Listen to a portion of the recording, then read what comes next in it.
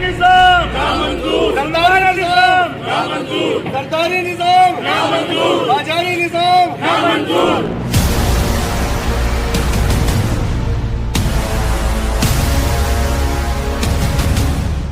Supreme court के chief justice साहब यहाँ कराची में हियरिंग कर रहे हैं, तशरीफ लाए में रजिस्ट्री लगी हुई है। 2013 के एक्ट में गैर आइनी तरमीम की है। पहले एक्ट भी गैर आइनी था, तरमीम भी गैर आइनी करते हैं।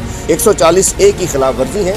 MQM पाकिस्तान और पाकिस्तान तहरीक इंसाफ की जानिब से आर्टिकल 140A के हवाले से आइनी पिटीशन लगी हुई है।